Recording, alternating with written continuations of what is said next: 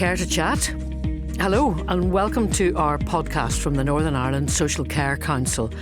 Social care and social work really came to the fore during the pandemic, and now with the crisis in the health service, they're back in the news again. So what are these jobs? Who are the people who work in them? What are the routes into social care and social work? How can staff progress and develop their careers? What reforms are necessary? And how do people in these fields take care of themselves as well as their clients?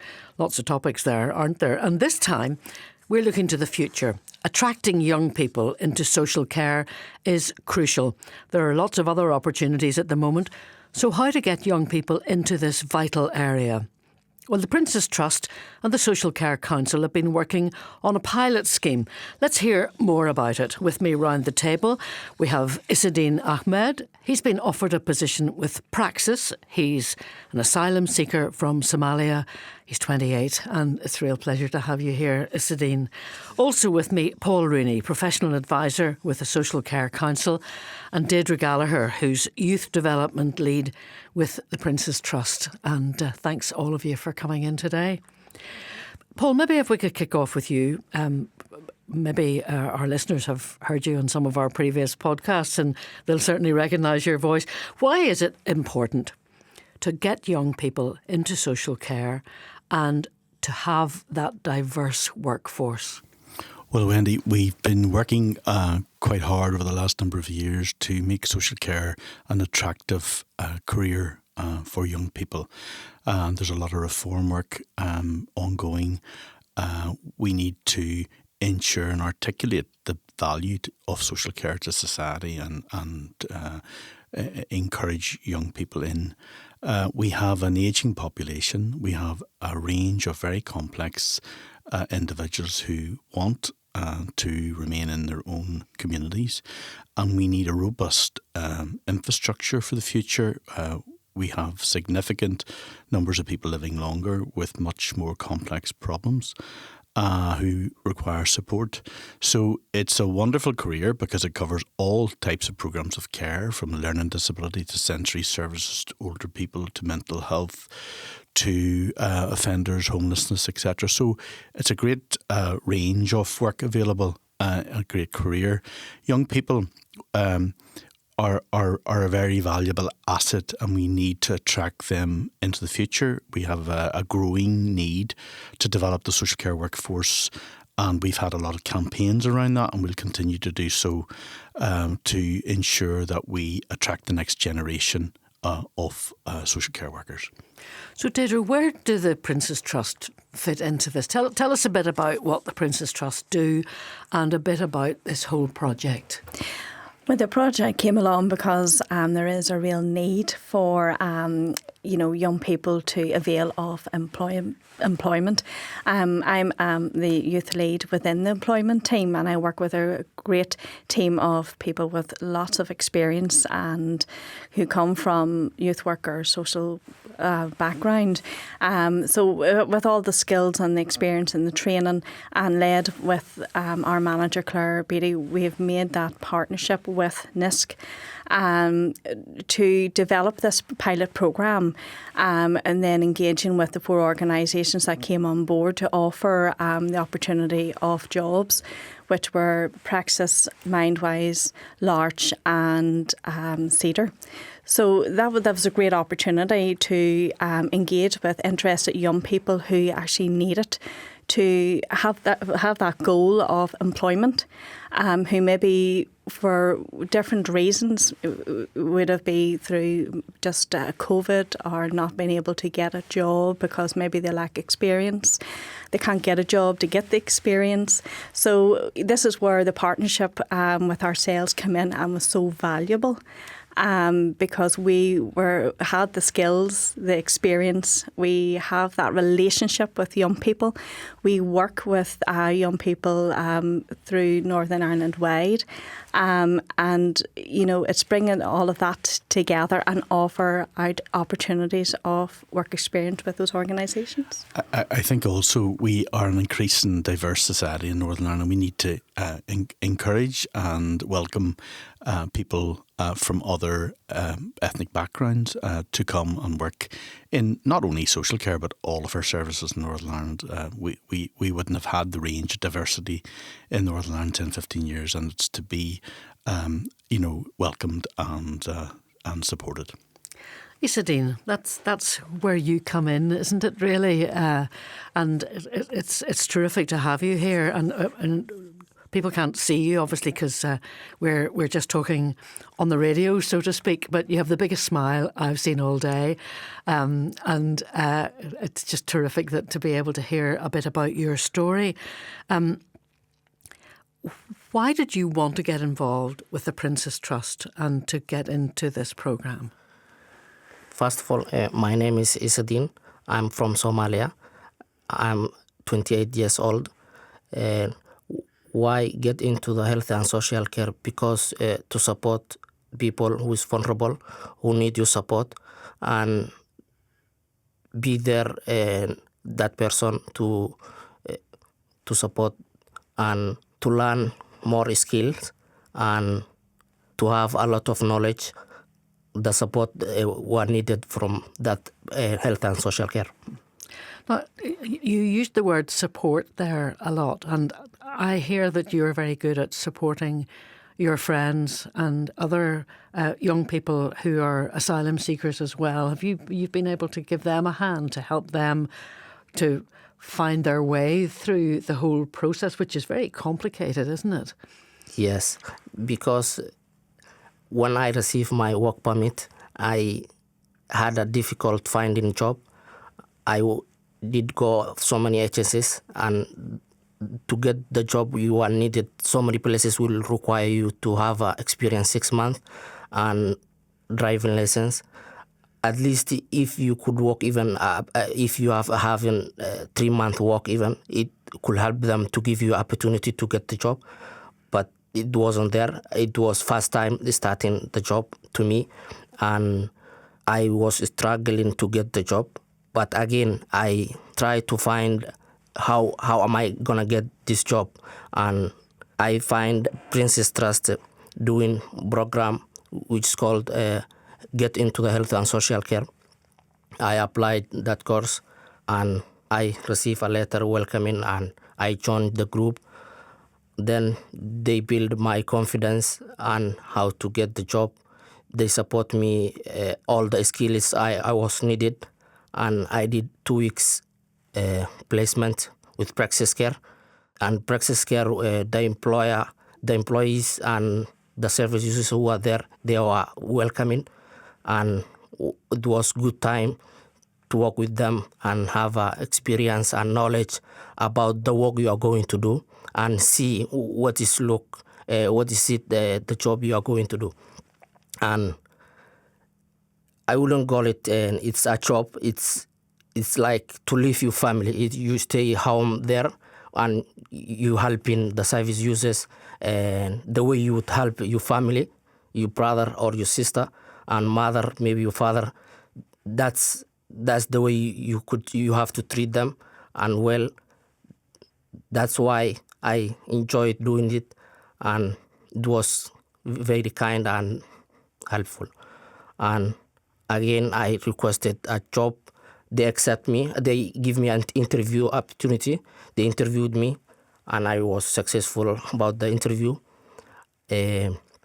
Without Princess Trust, I couldn't make that achieve and that goal to reach. And I imagine without having me, Princess Trust, it could be less to get that job and to get involved health and social care. Deirdre, I heard you saying earlier on that Issadin was at the top of your list, and I can completely see why. I mean, what he's just said really encapsulates what you want in somebody who's going to work in that kind of field, doesn't it? Yeah, Issadin absolutely does. He has that lovely, caring nature. And really, he just takes everything that what he's about home life, about that caring and knowing what to do to ensure that someone feels good, that they get what is needed, and he is there to help and assist. And that shows through in everything that Issadin has done. I have only known Issadin from the start of our taster day of our programme. And that was Wednesday, or the 8th of February, that started way back then. And from then, that whole relationship has grew. For our programme, we had a taster day to, get a sense of these young people and how they are and answer any questions. But from that start, we just knew, he just welcomed you with that big smile, and you just knew he would be so suitable for this programme, which has been amazing. And then we met with the rest of the other young people on the programme. We continued with CV and confidence building, employability training. We also had other young people come in to speak, volunteer young people, and the ambassador who've been through other programmes, which you loved that, Issadin, wasn't it? Yes, I loved it, because the other young people who were supported with the Princess Trust, who were coming there, they were give you motive to get into this and not have fear, enjoy and be confident and take the chances and the opportunity which is there. Yeah, and you definitely, every one of you, and especially yourself, have really just grasped that whole idea of it and really just went for it. So we all started to develop that relationship with ourselves, other young people on the programme, and the staff within the Apprentice Trust. And you really welcomed me. You didn't know, but it was my first programme, and I was dropped in. I was the lead, and I'd only joined a few months before. So, it was an absolute privilege. And then when we had a day out as part of our programme, our activity, we went golfing, didn't we? Yes. Yeah, it was a lovely day. It was, wasn't it? It was very I didn't realise so many competitive people. Yeah. Were you good at the golf, Issadin? I'm not good with golfing, but I enjoyed that day. And it was great, and it was very good. Yeah, it was a good communication, and the team, they were speaking each other and knowing each other, and everyone you could see there. And even when you enjoying that game and playing, and you could see everyone how he's going to try to make to put the goal. Yeah. So, this is such an interesting conversation, I think, Paul, because one of the reasons why we need, I would have thought, young people from different places, from diverse backgrounds, to be involved in social care is the enthusiasm and that spark that they bring with them, and a lack of preconceived ideas as well. I mean, that must be enervating for the sector. Absolutely, Wendy. I mean, Issadin, we were talking there earlier about his journey to Belfast, and one of the core things that we require in social care is to have empathy, to have compassion and kindness, and your journey, Issadin, has been brutal in a sense, in terms of your experiences of getting from Somalia to Greece, to Germany, to Belfast. And it has been a very hard journey to get here. And are we so glad that you did get here? Because I think you bring the skills, the care and the compassion, and the learning and the development, I suppose, in that experience. And Issadin might want to talk about that, but it's very important that we have a range of diversification in our society. It brings a real sense of connectedness, and it's not all about ourselves. It's about the people we share our region with, and those individuals, and how we best support them. So, inclusivity and diversity, and we've talked about this in the previous podcast, Wendy, it is so important to society. It brings such richness. And, if we can encourage and, your journey about wanting to work, look after your family, look after yourself and progress and thrive is the sort of things that we all want in society, and we need to work to do that. Speaking of that, wanting to work, Issadin, that's a big problem for someone who's an asylum seeker, isn't it? To get into the system properly so that you can work, so that you can have your own money and send some of it back home. How difficult did you find all of that? To get into a job, it's required to be in here 12 months to leave UK to be processed from at least 1 year and to get work permit. And since I left my country, I didn't support my family, and even I didn't build my learning English and another language, another skills, and all of those needs support. All of those needs money to reach the dream you have and the where you want to go and what are you going to do. And that's why you need to get job and get some, and so that you can support your family and yourself what you want to do. You have a wife and a little girl. Yes. In Somalia.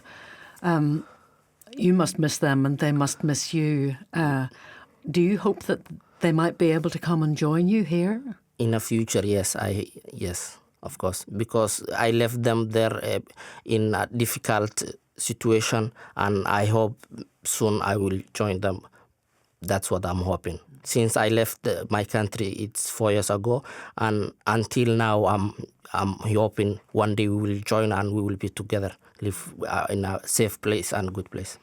And you say you left in difficult circumstances, and I know they were extremely difficult. Could you tell us a little bit about why you had to leave?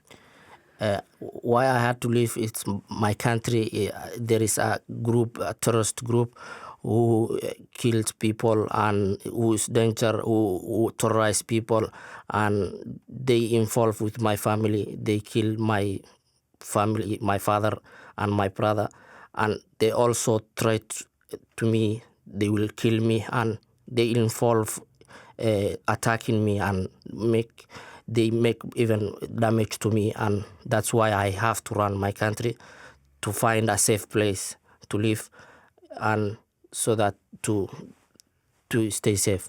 But I hope one day my country will get safe and the people will stop dying. I hope. You've come to Northern Ireland in these awful circumstances, as you say. It's taken 4 years, and I hope we're being good to you. Are we? Have we been welcoming to you? And 100%. Have you? Yes, I'm grateful. That was the biggest achievement I made, and I'm not regretted. I'm happy. I'm very happy. And the people who is in Northern Ireland, they were kind and very welcoming and supportive.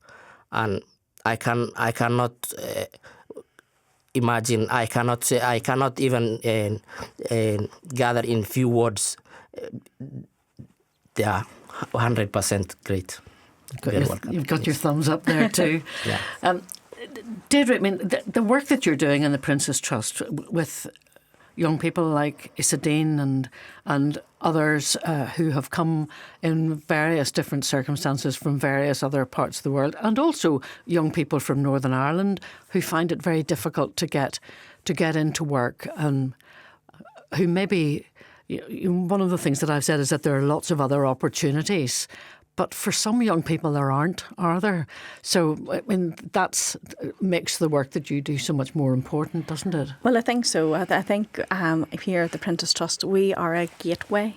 You know, it's a gateway, and it opens opportunity for a lot of young people who other programmes, they don't fit, or the jobs don't fit. So where do those young people go? So open the door for Prince's Trust and those programmes that we can offer them allows them to develop their confidence, to let them know, well, we have a place for you. You know, we can identify the right programme for you to allow you to progress. Issadin says it so lovely about his goals, his goal of meeting friends, his goal of being here in a safe place, of achieving a job. We help to take those young people through their pathway to build on their story, their whole journey. And we work with them, their confidence, building relationships, fitting them with the right programme for them to shine. I say that all the time, but it's so important that we do that and we help them each step of the way.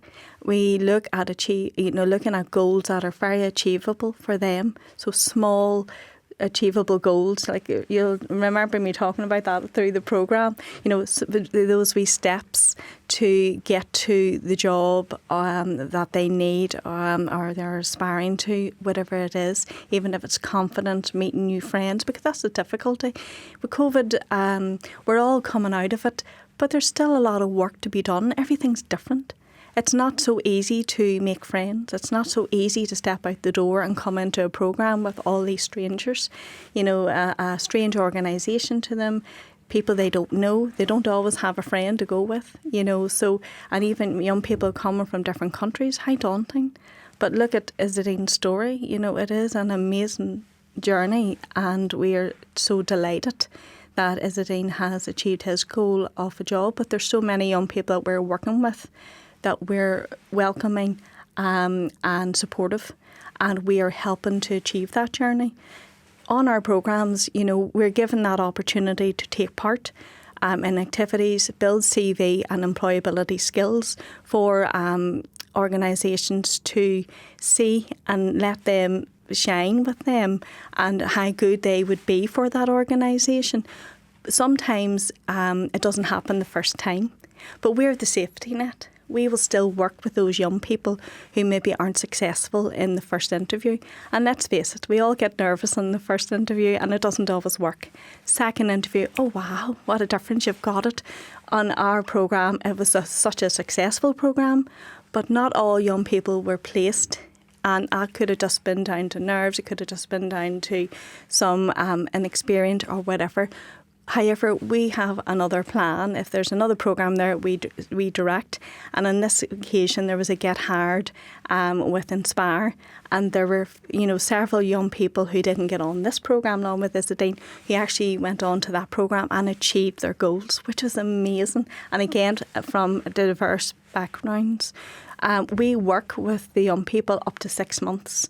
We look at the CV again, we look at the interview skills, we look to build up their confidence and anything that they need just to give them that extra help and support so that they do achieve. And, you know, I'm a great believer about the process. You know, yes, we want to gear these young people to achieve a job or be more confident, whatever, but it's about the process. It's about the 4 weeks of that programme. There were relationships built. There was such a confidence and empathy and a caring nature. Whenever you were able to sit back on day 4 after the activity, it was such a difference. That day 3 after the activity, everybody relaxed and were able to chat. Thursday at lunch, we didn't have to say anything as youth, you know, the development workers. We just sat back and we listened to the conversations that were going on within the room, which is fabulous. So, how important is it, Paul, that collaboration that's taken place now? There's a collaboration, obviously, between the Prince's Trust and the various organisations, but the Social Care Council and Prince's Trust working together as well. How important is that? I think it's very important. You know, we have a finite number of people who are economically active in Northern Ireland, and everybody's competing for those individuals. So it's really important to go the extra mile to encourage new people into health and social care and that relationship, and that it's incumbent on us to be working collaboratively. And one of the things the Council does very well is partnership work and working together with others to make things happen. I suppose I was struck with Issadin earlier this morning because of, you know, social care is about relationships, and we've talked a lot about relationships. And one of the things that I was really struck when Issadin talked earlier on around his experience going, living in camps, sometimes with no food, sometimes with very limited accommodation, and even then his ability to work and look after others, and those, developing those relationships are very, very important, and hard to hear, in terms of the experience you've had. But you use the skills you have. So I think it's important to acknowledge this young man has come to Northern Ireland with a lot of skills and had developed a lot of them along the way. And that's the type of person we need in health and social care. Someone who can bring that experience and use it and transfer it into what we need here in our sector. So we're really, it's a very valuable thing to have as a skill, and hopefully Issadin will continue to develop those skills. Do you know when you start your job, Issadin? I hope I will start end of this month, because all the process and all the forms and all the requirements I filled, and soon I will start. And what's your ambition? This is a start for you with Praxis. What would you like that to develop into? And more skills, and to go forward step by step and reach at the top. And yeah, that's my goal. And yeah, maybe do a social work degree, or yes, yeah, yes. And you've decided now that this is the sector that you would like to work in, social care, health and social care. Yes, because it has a lot of opportunity, and every time you are doing on this job, you are involving with someone, his life, and you are supporting that person, and he feels good and healthy and enjoying, and it's very kind, and helping people is a good thing to do.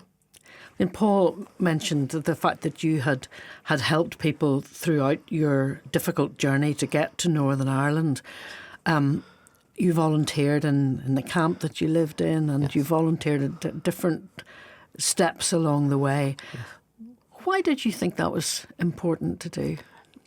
Because it's not good to sit there and just live your life, because you have a time to rest, to sleep, and there is another time to do something.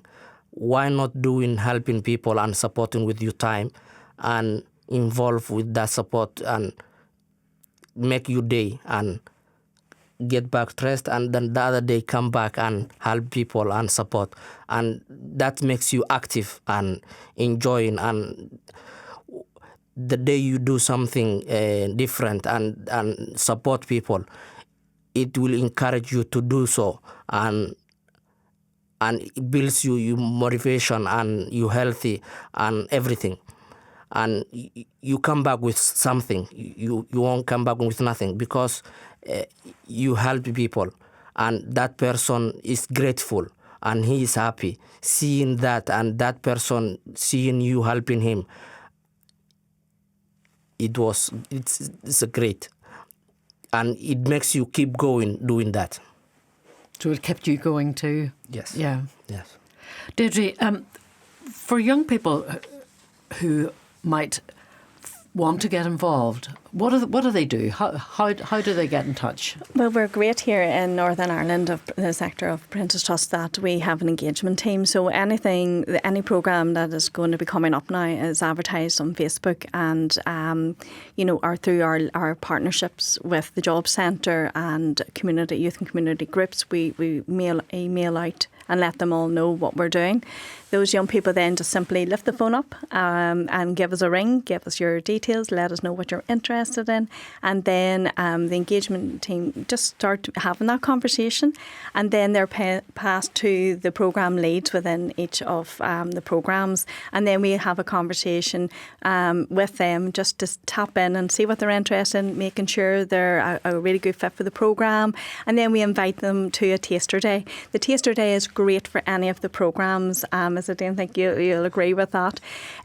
We get everybody in and together to hear from the organisations themselves what the programme's about. And I think that's very inspiring, because on the Get Into Health and Social Care programme, we had Alison from NISC who came in and gave a real great conversation and input about the social care sector, didn't she? Yeah, that day she talked about 6 key of health and social care, and I loved it. And I looked at all the information she shared, and it was great. She's spot to on, have wasn't that she? information, yeah. She was. Yes. And then we had also invited the 4 organisations, representatives from the organisations, the managers and, some of the people on the ground who give an input of the possibility of the roles and what young people possibly could be doing and their placement. So it actually homed everything in, and it gave them all the information that they were maybe afraid to ask. But then the day ended with question and answer, so everybody was given an opportunity to ask further questions. That day, it doesn't seal you on the programme. You can opt in or opt out. But what it really does, it really encourages you. And you kind of get a real sense, we all certainly got a real sense of this is the right programme for me. Then we do a few wee checks, have a conversation. It's not quite an interview, it's a conversation we have with each of the young people. And then we get them signed up onto the programme. And then the programme really kicked in with that whole week with ourselves at our centre. Isn't that right? Isn't it? We have fun. Yeah. And then the placement started, which was, a great experience. You can talk well about that. Yours was our practice, which was fabulous. And then in the background, youth leader working busy, taking calls, emails, and we're their support throughout that whole programme. And then preparation for what came. Interview. The interview, yes. So the interview took part within each organisation for the young people, so they were familiar, which was good. And then the Friday we had the celebration, didn't we? Yes. What happened this time with the celebration? We had snow, and we had to do meet a group. Online, didn't we? Yes. Yeah. Yes. But I have to say, it was very well attended, wasn't it? Was snow a new thing for you, Issadin? It was snowy, yeah. But, it was great. Everybody adapted to it. We did it online, and you and Cyril were great. To speak in front of so many people and online, it was quite remarkable, Issadin. You really are, so resilient and lovely to listen to, and it's fabulous for other young people. So we, because it was online, we then invited just the group back for a face-to-face presentation of certificates, and we had lunch together, didn't we? Yes. And a celebration cake. A celebration, yes, cake, yeah. Yeah, It was wonderful. wasn't it lovely? Yeah, it was lovely. So that gives you a wee bit of a flair of that programme that we completed, but there's so much work involved behind the scenes and face-to-face. But we had a good time, didn't we, Issadin? Yeah, we had a good time. It was great time. It was wonderful, and everyone, Princess Trust and the staff was supporting to those young people to reach their goal, to achieve their goal, and to get something, and it was helpful. Yeah. Yes. So we definitely sign up other young people and encourage them to come along and speak to any of us for advice and support, and to definitely welcome them on to any programme that they have an interest in. Yeah.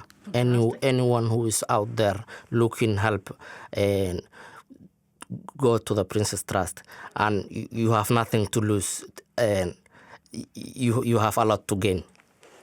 Brilliant. Fantastic. He ought to be doing your adverts for you, I've got to say now. Paul, I mean, just a kind of final point from you, perhaps. I mean, these young people are entering into a profession where the career pathway is changing, and there are a lot of changes, but changes which are opportunities as well, aren't they? Absolutely. So health and social care is very value-based. And just listening to Issadin today about the buckets, loads of values that he's brought to Northern Ireland in spadefuls. So, you can teach technical skills and develop new experiences along the way, and those opportunities are there right across the health and social care system. But you have, those personal attributes, those compassion, kindness, support. And when you get good care and you receive good support for our citizens out there, you know it. You know it's meaningful, and it makes a difference. And hopefully, Issadin, you will make lots of differences in the future. Yeah, let's hope so. And thank you so much for joining us today. I've really enjoyed hearing your story. I must say it really got to all of us, I think. And Paul mentioned empathy, compassion, kindness and resilience, I think, which you have in spades, it would seem. Issadin, thank you so much for being here. Paul and Deirdre, many thanks to both of you too. This is Care to Chat. It's a podcast series from the Northern Ireland Social Care Council. Please do subscribe and rate us, and make sure to tell your friends and your colleagues to listen.